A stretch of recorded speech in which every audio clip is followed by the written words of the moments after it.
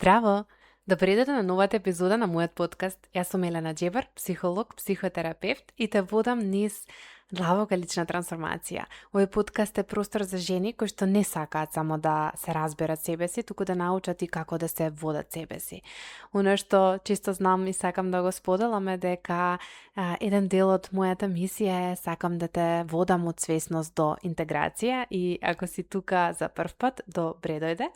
А доколку го следиш овој подкаст веќе подолго време, тогаш знаеш дека скоро секогаш сите епизоди ми се инспирирани од секојдневни случаи со кои што се соочувам и многу често инспирација црпам всушност од она што го гледам.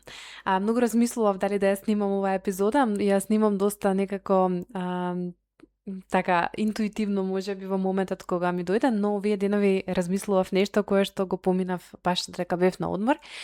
И можеби малку ќе биде поларизирачки, можеби нема многу да ти се допадне, но искрено колку повеќе работам со луѓе, колку некако се повеќе и поголем број на жени поминуваат низ моите програми, низ средби, низ сето оно што го работам, толку повеќе го гледам токму следново, а тоа е дека најчесто, најмногу самодоверба гледам кај луѓе кои што реално имаат најмалку капацитет за тоа што се обидуваат да го прават, а најмногу сомнеш гледам кај луѓе кои што навистина имаат огромен капацитет.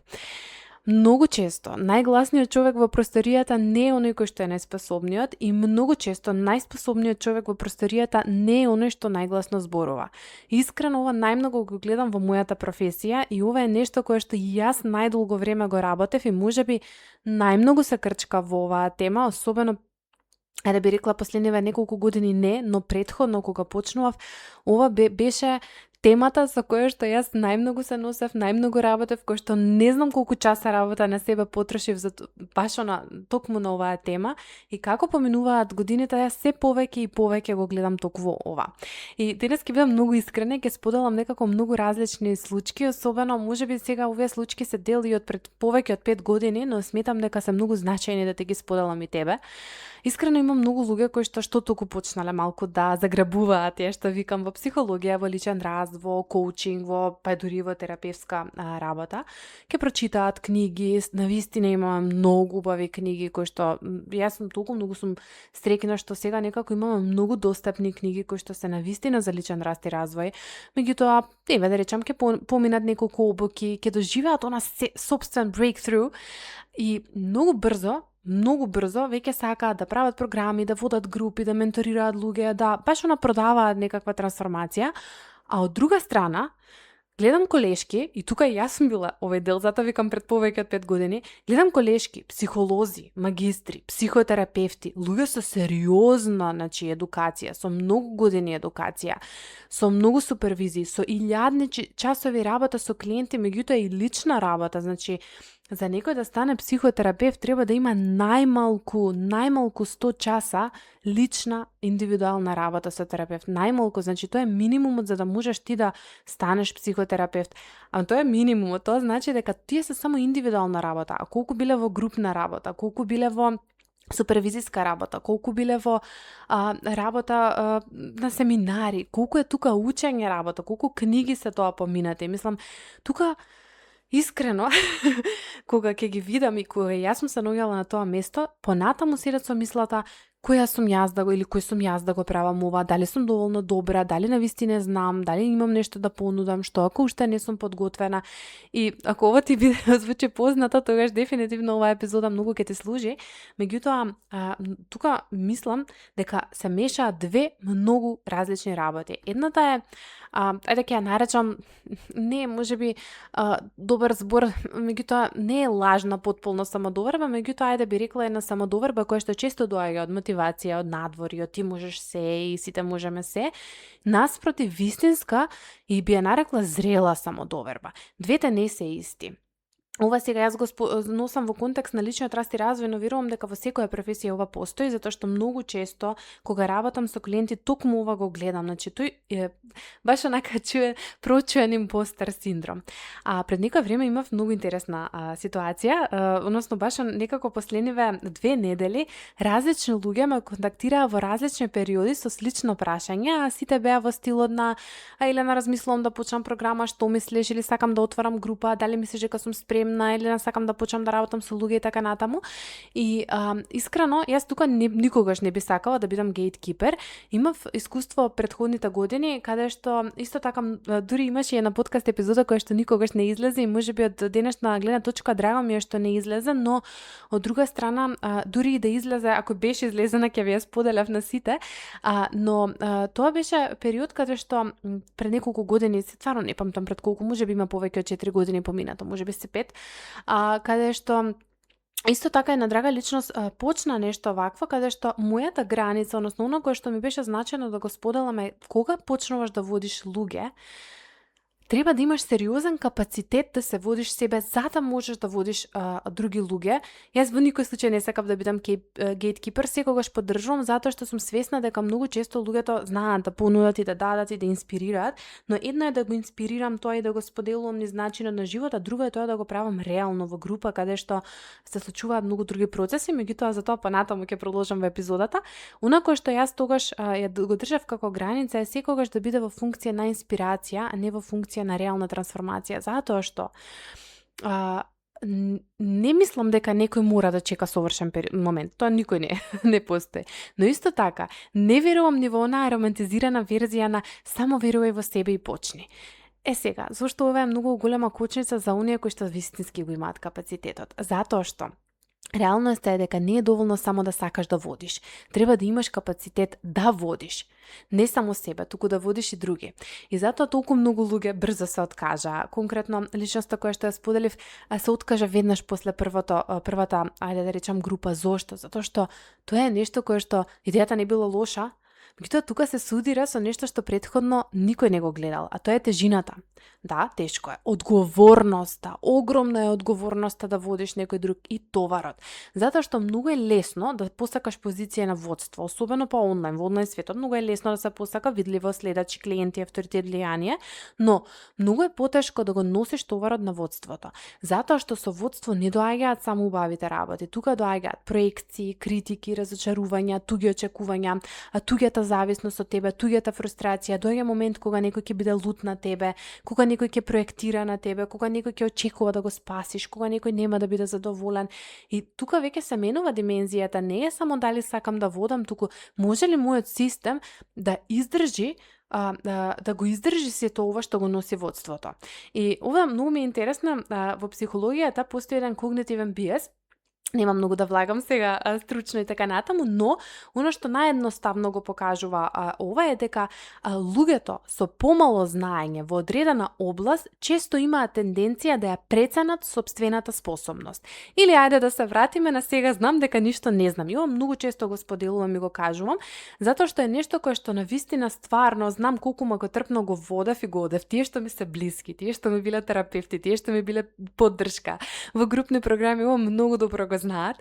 И јас секогаш викам, толку сум благодарна на луѓето околу мене што ги има во тој период кога го минував, кога ја минував оваа фаза, затоа што онаа слика која што и за себе тогаш ја чувствував е како ја се доживувам како мало глувче, а во суштина не сум тоа, а од друга страна колку многу во наводници ме бодеа личности кои што ја немале можеби таа комплексност, но не пателе со тоа. И многу често велев, спремна сум да им платам на многу луѓе да ја украдам по наводници нивната самодоверба. Секако тоа низ годините се смени, тоа беше навистина многотрпна работа. Јас многу, можеби во некои други епизоди ги имам споделувано овие работи, но баш некако последниве 2 недели, особено дека бев на одмор, ова многу ми дојде, затоа што на одмор случајно на плажа бев со колешка, која што ми рече, не знаев дека е колешка, разговараме, зборуваме и таа ми вика, знаеш, јас сум во друга сфера, работи во човечки ресурси, во друга сфера во психологијата и баш го коментирав на моментот колку и самата психологија е многу широка гранка, како не сите работат во клиничка или во психотерапија, како не сите работат така со луѓе, туку реално работа на други вештини, на обуки, комуникација, на мотивација, на вработени и така натаму, значи конкретно во организацијска психологија и имаме многу различни гранки, има истражувачи, значи психолози кои што работат исклучиво во истражувачка сфера. И она што ми беше интересно е што таа сподели, јас толку години сум психолог, баш беше, мислам дека неколку 5 години постара од мене, дека толку години сум психолог и јас се уште не се чувствувам самоуверено и дури некогаш со срам и со страв кажувам дека сум психолог. Тоа толку ме врати на мене пред неколку години, тоа толку ме врати на многу мои колешки кои што ги познавам и кои што знам колку кураж баш некако сум им давала да почна да се пројава, да бидат тука, затоа што точно се покажува ова што го споделев, а тоа е дека колку помалку знаење имаш во одредена област, толку имаш тенденција да ја прецениш сопствената способност и обратно. Но ни едното ни другото во суштина не е добро. Значи, не е проблемот, нели, зошто се случува ова? Затоа што тие немаат доволно знаење за да ја видат, нели, комплексноста на работата. Не гледаат што се не знаат. Нели? Сега знам дека ништо не знам. И најчесто доаѓа до заклучок, супер, ова е многу убаво, ова е многу лесно, но од друга страна, колку повеќе знаеш, толку повеќе почнуваш да гледаш колку работите се комплексни, колку слоеви постојат, колку е лесно да сгрешиш, каква опасност можеш да направиш, колку имаш уште многу да научиш и да учиш. И ова најчесто создава понизност, затоа што почетникот понекогаш изгледа многу посамоуверено експертот, не затоа што тој е поспособен, напротив, туку затоа што не ја гледа тежината и одговорноста. И ова ми е многу важно, ова многу често го гледам и знам да го споделам и во групите дека многу повеќе ќе му веруваме на самоуверен доктор кој што ќе каже го имаш тоа и тоа, па макар била грешна дијагнозата, затоа што сакаме сигурност, сакаме некој да ни каже што е, а многу некако можеме дури одбивно да доживееме од некој доктор ако не рече па не знам, ќе проверам, ќе истражам да не брзаме со дијагноза. И ова често го гледам кај луѓе, па тој доктор ништо не знае, но реалноста е обратна.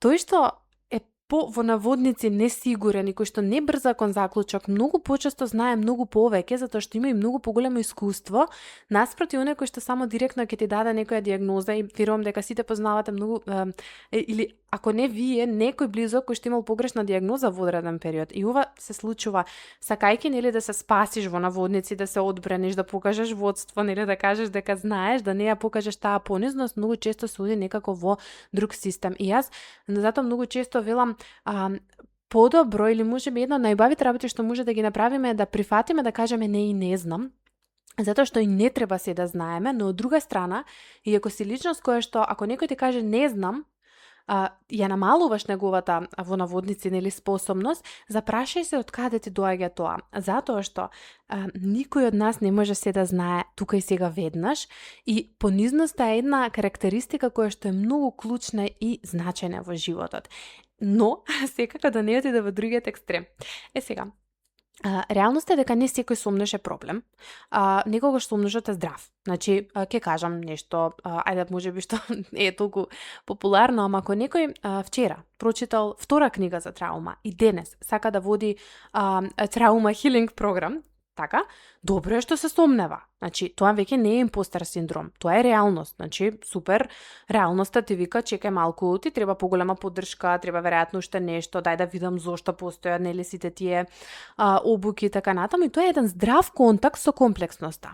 Но, кај многу способни жени, проблемот е друг. Јас се служам сега со примери од психологија, ве молам тука, чувствувате се слободни да го видите и ова е во вашата професија, која е идеја. Значи, проблемот е друг кај способните жени. Секако и мажи, но повеќето сте тука жени. Не станува збор за реален недостаток на капацитет, туку за едно хронично намалување на сопствениот капацитет. И тука се настанува тој прочен импостер синдром. Импостер синдромот не е имам трема, импостер синдромот е многу подлабок. Имам една цела епизода за импостер синдромот, не сум сигурна која е, меѓутоа побарајте ја поназад, баш некако е многу повеќе објаснето. Значи, ова е нешто многу длабоко. Обично импостер синдромот е кога објективно имаш знаење, кога имаш искуство, кога имаш и резултати, имаш и капацитет, меѓутоа субјективно се уште се чувствуваш како измамник, како некој дека ќе го открие дека всушност не бил доволно добар, дека не знаел доволно, дека не му е местото тука, дека не припаѓа тука. И ова е нешто што јас го гледам кај исклучително интелигентни, совесни, длабоки и одговорни жени. Особено кај оние жени кои што имаат високи стандарди. Зошто? Затоа што колку повеќе знаат, толку повеќе сваќаат дека не знаат. И тоа многу лесно знае да се претвори во еден хроничен self-doubt, односно некако, како да кажам, премногу имаат сомнеш, премногу се сомневаат и тука има една голема разлика, значи ова морам негде да го ставам, дека постојат луѓе со премалку самосомнеш и луѓе со премногу самосомнеш. И двете се проблем. Значи и двете се проблем. Зашто? Зошто?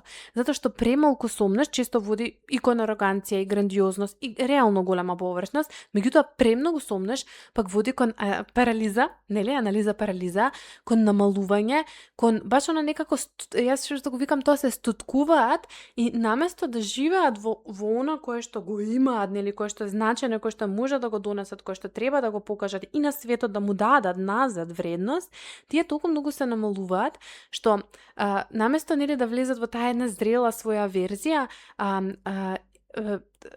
ниту пак нели да отидат во некоја слепа самодоверба, тие влагат во хронично саботирање на себе си, додека она кое што е многу значено и е важно да се постигне е да има едно, јас ја викам таа приземјена доверба во себе. Што значи приземјена? Тоа значи дека ти нема да си кажеш јас сигурно нема да сгрешам. Не. Тоа не е зрело размислување, тоа не е нешто што е реално. Секој ќе сгреши, сите грешиме, од грешките најмногу се учи. Меѓутоа, вистинската самодоверба не изгледа така. Вистинската самодоверба многу често е, да, можно е да сгрешам, да, можно е да не знам се, да, можно е баш она некако да направиме голема утка, но си верувам доволно дека дури и да сгрешам, јас ќе знам како да се сретнам, да се соочам со последиците. И тоа е една огромна разлика. И мислам дека тоа е суштината, каде што вистинската самодоверба не е нешто кое што вика. Не е нешто кое што можеш однадвор да го видиш. Не е нешто што се докажува. Таа те држи. Јас велам самодовербата е нешто што не држи. И стабилни, и интегрирани, и мирни. И затоа сакам тука некако да потекнам да видиш и да провериш ти едно прашање. Ако ти постојано се сомнаваш во себе, баш искрено прашај се, дали на вистина немам капацитет или имам капацитет, но се уште немам доволен внатрешен капацитет да го носам, односно да го водам, да го носам оно што го посакувам, затоа што тоа се многу различни работи. Да речеме, многу мене сакаат бизнис, клиенти, повеќе пари, поголема влијание, поголема видливост, поголем успех, поуспешни меѓучовечки односи, нели? Но многу ретко се прашуваат дали може мојот нервен систем да издржи повеќе.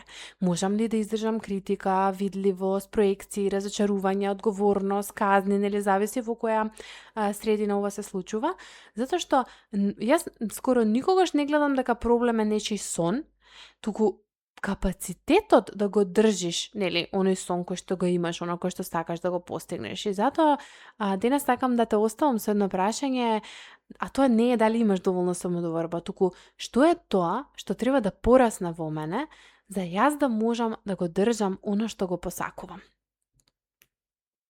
Она што сакам од денешната епизода да ти остане, а тоа е ниту премалку сомнеш е знак на зрелост, ниту премногу сомнеш е знак на мудрост. И двете можат да бидат форма на искривен однос со реалноста, затоа што ако едниот човек не гледа доволно, другиот гледа толку многу што веќе не може да се движи и се парализирал. И важно е да знаеш дека возможно е да дојдеш на една точка каде што ниту една крајност не мора да живее. Каде што ќе бидеш некаде измеѓу, некаде на средина, да можеби не баш на нула, меѓутоа некаде на средина. Затоа што способноста јасно да видиш и своја сила, и своје ограничување е нешто кое што може многу да те поддржи во животот. Да знаеш, да, ова го можам, ова се уште го учам, овде имам капацитет, овде уште малку треба да растам, без грандиозност, но и без хронично намалување. Јас во самоуверена, мислам дека баш во самоуверена тоа го зборував, што е по-лудо? Да да мислиш дека си подобар од она што си, или да мислиш дека си полош од она што навистина си. Знам дека во една од групите имаше неколку групи сам уверена, многу сладко се насмеа на ова прашање, затоа што тоа е факт. Двете се лудост, нели? Меѓутоа според мене искрено она што јас многу го чувствувам, за мене е многу поголема лудост да ти имаш во тебе толку многу голем капацитет, толку многу големи вредности, толку многу убави нешта кои што не мора баш конкретно да се преточат во работа, нели? Може тоа да биде за дома, може тоа да биде во односи, може тоа да биде како начинот на кој што го уредуваш домот, како готвиш, како родителуваш и така натаму. Меѓутоа многу е полудо ако ти хронично се намалуваш и ако не излегува тоа на површина, отколку пак ако мислиш дека си подобар од што си. Но ние некако и самото општество премногу тука не потиснува и затоа сакам тука една важна работа да ти споделам, а тоа ако си од оние жени што постојано се преиспитуваат, кои што постојано се мерат, постојано се сомневаат во себе, си ги бараат маните, бараат што е нешто недостасува, сакам да знаеш дека твојот сомнеш не е доказ дека ти не си доволно добра, тоа е само доказ дека да, гледаш длабоко, дека ја разбираш тежината, дека ја разбираш одговорноста, дека не си некој кој што е површен и тоа не е твоја слабост, тоа може да биде твојата, можеби и најголемата твоја сила, затоа што но до одредена точка, затоа што понизноста е доблест. Но, ако понизноста ти премине во хронично самонамалување, тогаш веќе не ти служи, тогаш веќе не те штити, тогаш само и само те ограничува и затоа денес се надевам дека барем денес нема да влезеш само во уште поголема самокритика, можеби нема да многу анализираш, и не ти треба доказ дека за нешто си или не си спремна, или дека нешто, нели, нема да успееш, меѓутоа ти треба можеби нешто малку или многу потешко, а тоа е да почнеш малку повеќе да си веруваш, не затоа што ти знаеш се, не затоа што ти нема да сгрешиш, тоа е невозможно, туку затоа што полека се надевам дека учиш дека вистинска самодоверба никогаш не, јас сигурно нема да паднам, туку дури да паднам, верувам дека ќе знам како повторно да станам.